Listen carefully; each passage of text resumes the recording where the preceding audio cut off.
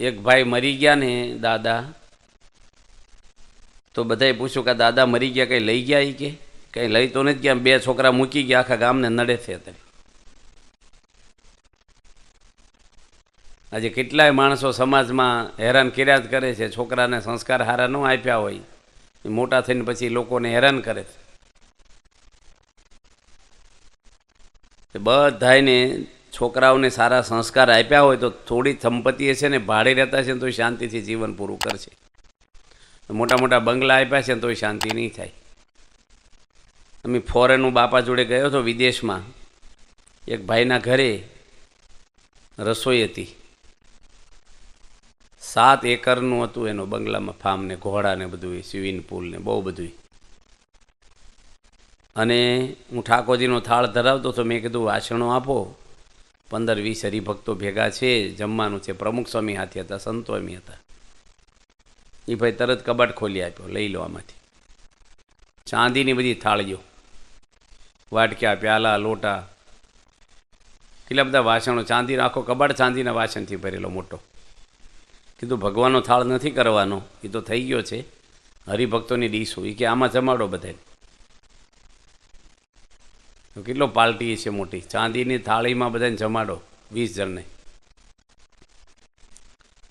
અને પ્રમુખ સ્વામી આરામ ત્યાં કર્યા ને બહુ જાગ્યા. 4 વાગે આરામમાંથી સ્વામી મને કહે, મેં કીધું સ્વામી અને ભગવાને બહુ સુખ આપ્યું. સ્વામી કે બંગલો જોઈને હરખાઈ ન જતા, હમણાં રડીને ગેસ મારી આગે.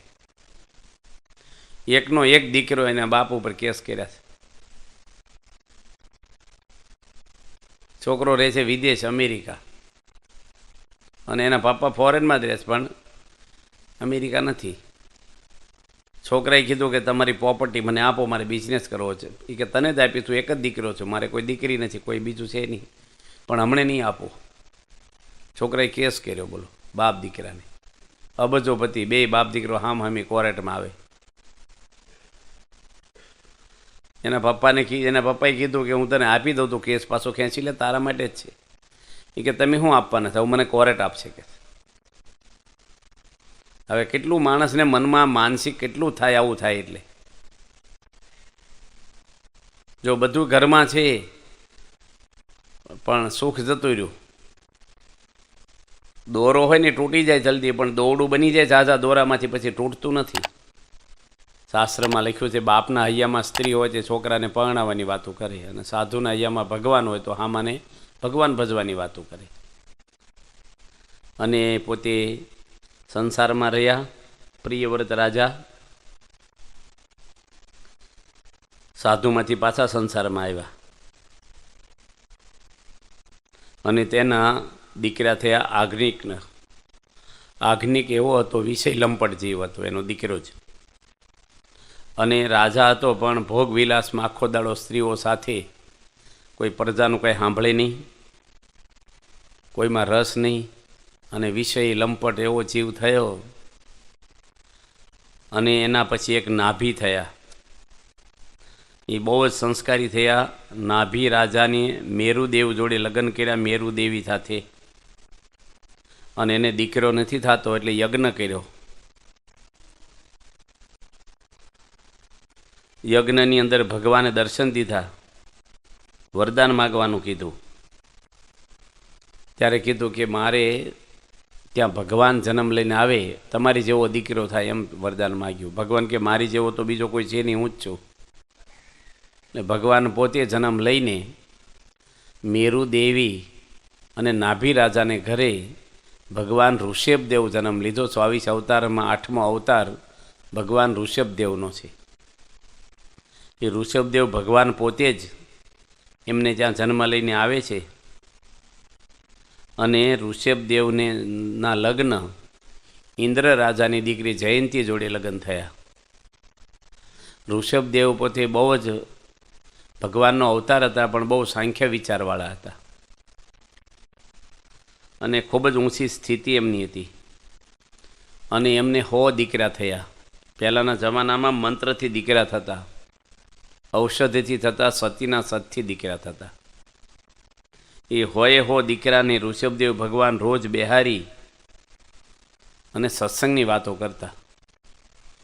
આજે કોઈ માતા પિતા એવા બહુ ઓછા મળે આપણને કે સંતાનોને સંસ્કારની વાતો કરે, વેપારની વાતો કરે, ભણવાની વાતો કરે, બીજી બધી પૈસા કમાવાનું વ્યવહાર શીખવાડે, પણ સત્સંગની વાતો એના આત્માના કલ્યાણની વાતો આજે દુનિયામાં કેટલા મા બાપ કરતા છે છોકરાઓને.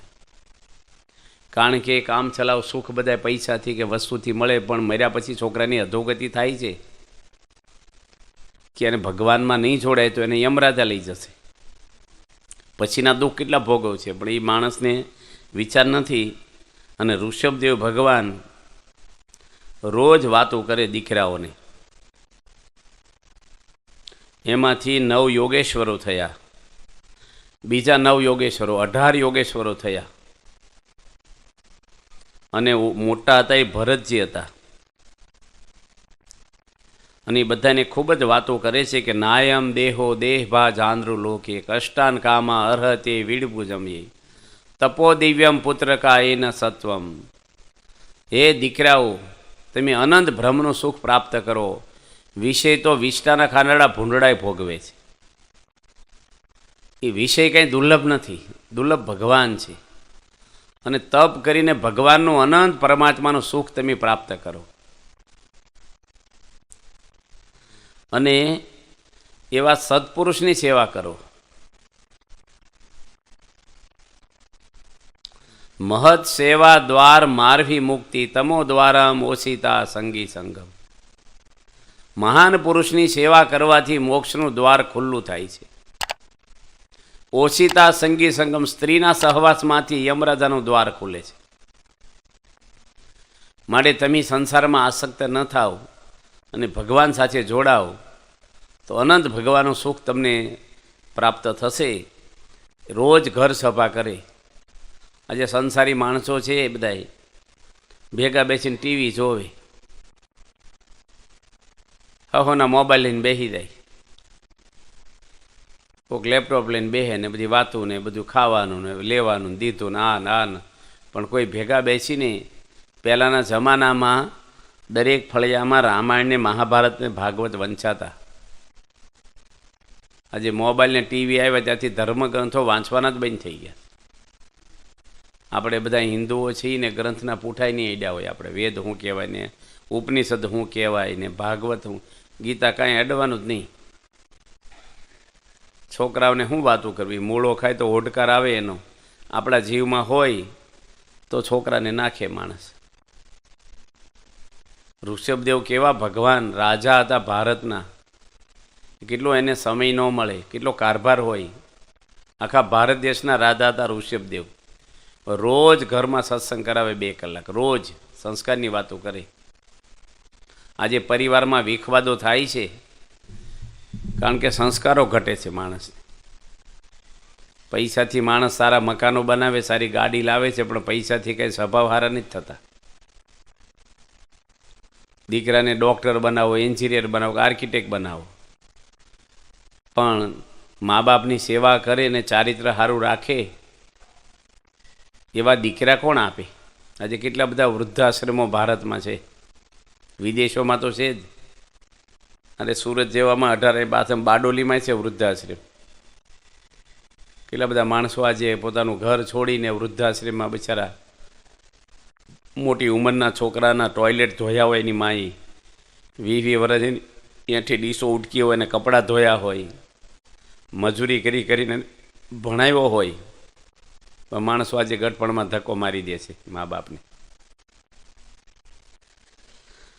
વાંક મા બાપનો છે કે એને પાયો નાખ્યો નથી સંસ્કારનો સારો પહેલેથી.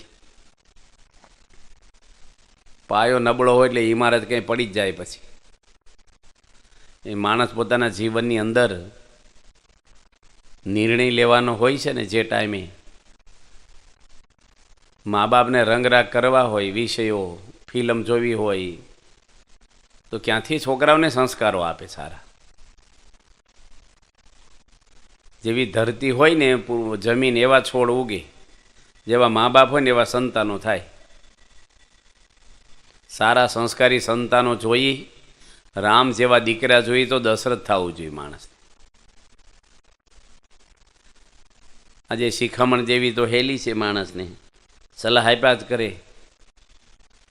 થોડું ચલાવી લેવું, નમી દેવું, સહન કરવું, ભીડો વેઠવો થોડો, સહેજમાં માણસ ડિસ્ટર્બ થઈ જાય છે. એટલું બધું દેહ અભિમાન માણસને હોય છે. પ્રમુખ સ્વામી મહારાજ લાખો માણસોને કેવા સંસ્કારો આપ્યા છે, અને આપણા સત્સંગમાં હજારો નહીં લાખો માણસો ઘર સભા કરે છે. ઘર સભાની ઓડિયો વિડીયો સીડી તો બહાર પાડી છે ને મેગેઝિનની બહાર પાડ્યા છે ને પુસ્તકો. આજે પરિવાર સાથે જમીને બેસવા કોઈ નવરું નથી. ઉંમર થઈ હોય તો એ માણસને રહેતા આવડે નહીં, ઘરમાં કેવી રીતે રહેવું.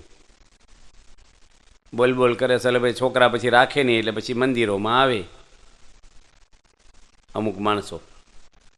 પણ છોકરાઓને કેવી રીતે રાખવું. ઋષભદેવ ભગવાન કેવું કહે છે કે તમે મહાન પુરુષની સેવા કરો. શિવલાલ શેઠ થઈ ગયા બોટાદમાં, એ ગુણાતીતાનંદ સ્વામીનો સમાગમ કરવા જાય ને તો ભાથું ન બાંધી દે ઘરેથી, પણ મુંબઈ કમાવા જાય ને તો 2 ભાથા બાંધી કે સંતો આગળ જઈને શું મળવાનું છે, ઉડતી રસોઈ દઈને આવશે. છોકરાને ક્યારેય મંદિરે આંગળી પકડીને લઈ જાય, પગે લગાડે, સંતોની આગળ લાવે. આજે કોણ અત્યારે કરે છે છોકરાઓને આવું? આપણે સંસ્થામાં શિશુ મંડળો હાલે છે કેટલા બધા, હાવ ઝીણા છોકરાના મંડળો ચલાવે છે. કાલે વાત કરીએ એમ 7,500 બાળ મંડળો હાલે છે. બાજુમાં સુરત છે, 650 બાળ મંડળ હાલે છે. આજે બાળ મંડળમાં છોકરાને મોકલે નહીં, સ્કૂલમાં સારી સ્કૂલમાં એડમિશન અપાવો, ઇંગ્લિશ મીડિયમમાં ભણાવો, એનો વાંધો નહીં, પણ સંસ્કાર વગરનું શિક્ષણ માણસને ભક્ષણ કરે છે, અને સંસ્કારવાળું શિક્ષણ માણસનું રક્ષણ કરે છે. આજે ઘર સભા કરવી, પરિવારને જમીન ભેગા બેસીને ધૂન કરે, ભગવાનની પ્રાર્થના ગાય, થોડું ધર્મગ્રંથનું વાંચન કરે, તો કેટલું માણસના ઘરમાં વાતાવરણ હળવું રહે. ભેગા બેસીને ભોજન કરે, બધાય ઘરનો વ્યવહાર હોય બધો જાણ કરે, બધાને ઘરમાં આવક જાવકની બધાને ખબર પડે, તો બધાને ખર્ચા કરવાની ખબર પડે. પણ માણસો આજે એકલો ટેન્શનમાં ફર્યા કરે. માણસ ઘરમાં સગવડ લાવી દે એટલે એમ સમજે કે મારી ફરજ પૂરી થઈ ગઈ છે. પણ આ કાંઈ મશીન નથી ઘરમાં કે ભાઈ ડીઝલ નાખી દીધું ને ગાડી હાલવા મળી. લાગણી, પ્રેમ, હૂંફ. છોકરો હતો એક આંબાવાડિયામાં કેરીઓ છોરવા ગયો ઠેલી લઈ, રખેવાળ હતો, એની પકડી લીધો કે ચોરી કરવા આવ્યો નાનો છો ને, હાલ તાર પપ્પા કે લઈ જાઓ, ચોરીઓ કરતા શીખ્યો. હાથ પકડી લઈ જતા ગામ બાજુ, એ કે મારા પપ્પા પેલી બાજુ ને આંબા ઉપર છે. એ કે બાપ દીકરો 2 ચોરી કરવા આવ્યા, હું શીખવાડી ગયો.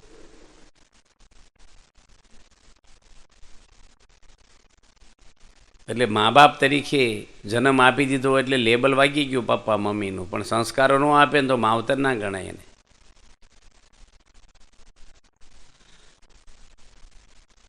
ઋષભદેવ ભગવાન જેવા આજે માતા પિતા કેટલા છે દુનિયામાં. આવા મોટા રાજા રોજ આ છોકરાઓને આવી સાંખ્યની વાતો કરે છે. વિષયમાં સુખ નથી, ભગવાનનું સુખ પ્રાપ્ત કરો તમે. આવી વાતો ઋષભદેવ ભગવાન રોજ કરે, એકવાર નહીં. આપણા એક સત્સંગી લગ્નમાં ગયા હતા, જાન લઈને, સત્સંગીના જ લગ્ન હતા. ભેગી ઢોલકી, મંજીરા, કીર્તનાવલી બધું લઈ ગયા, માઇકની પેટી હાથે, વચનાવત સ્વામીની વાતો. અને રવિવારનો દિવસ હતો, વહેલી જાન નીકળી, રવિવારે સભા કરવાની હોય કે છે. વેવાય આવ્યા કે હાલો તમે હવે ટાઈમ મુહૂર્ત થયું છે, નીકળો તમે, વરઘોડો કાઢો કે અમારે કલાક હજી લાગશે, અમારે સભા કરવાની રવિવારની. અને વરરાજો તિલક સનલો કરીને ધૂન પ્રાર્થના બોલાવે. બાકી માણસ લગ્નમાં જાય ને હું ખાવું ને હું જોવું ને એને વિવેકે નથી રહેતો. લગ્ન હોય તો અડધા ગાંડા થયા હોય, પણ ગયા હોય એ ગાંડા થઈ જાય ચડતા. છોકરીઓ નાચે ને જોવા ઊભા રે, મન રે હરખું. ઋષભદેવ ભગવાન પોતે કહે છે ભાગવતમાં કે મનનો વિશ્વાસ ના કરવો. મન માણસને ગમે ત્યારે દગો કરે. અને દેહના કર્મ અને મનના કર્મ પણ શાસ્ત્રમાં હરખા જ લખ્યા છે. પણ દેહના કર્મને વધારે પાયરોટી એટલે આપી જીવ હિંમત નો હારી જાય. બાકી મનથી ખરાબ વિચાર કરો ને દેહથી ખરાબ કરો ને ફળ હરખું જ મળે છે. ભગવાન ઋષભદેવ પોતે છોકરાને નાની ઉંમરે હોંપી દીધું બધું, આખું રાજ છોડી દીધું. આજે ઘર સભા હવને કરવી જોઈએ.